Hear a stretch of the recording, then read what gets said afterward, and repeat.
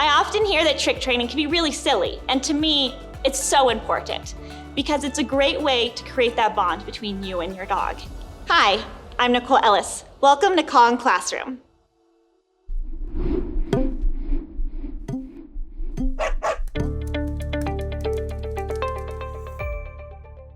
For advanced training that we're going to be going over today, your dog doesn't need to know any other behaviors, but having your dog be able to follow a lure or a treat is going to really help you move forward quickly. Also, if your dog knows a marker word, and a marker word is when we say something like a yes, or maybe you've seen a clicker, we'd use that word exactly as a moment happens. If your dog understands a marker, that's really going to excel your training faster, but of course, it's not needed.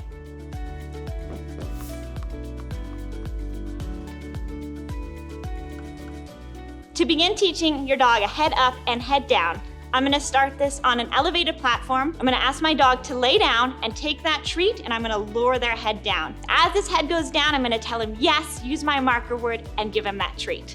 We're gonna do this a few times, and as my dog starts to understand it, I'm gonna slowly put that treat in my hand and point down with the treat in my hand. That's gonna become my hand cue for teaching head down. As he's starting to understand this, and we got that hand cue going, that's when I'm gonna begin saying head down. Once he's mastered this, we can start moving on to head up, which is super similar.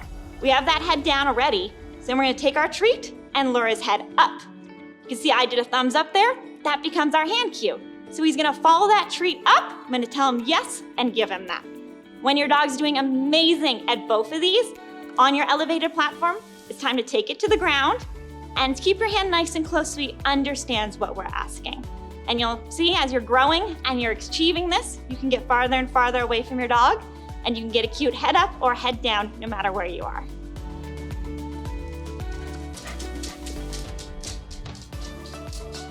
When we're starting to do a circle, start with a treat right at your dog's nose height and lure your dog in a circle. Now, if your dog's not too comfortable, this is something new. Just reward him as you make your way around. And we're gonna work up to doing a full circle. And as your dog's excelling at this, start adding the word circle and then lure your dog around. Of course, you can use whatever word you want. Circle, spin, twirl, make it fun. Next, start to raise your hand even higher. And we're gonna start getting that circle a little bit faster and with your hand raised. And continue to work on this every day. Now, if your dog's having a little bit of a problem following your hand around, that's okay. This is where we can take our leash and gently wrap it around our dog. And as we have our leash in one hand, my treat in my other, we can gently guide our dog around. This often is gonna help them understand what we're asking. And after doing this once or twice, they usually quickly get it. We can take that leash off and just use our delicious treats.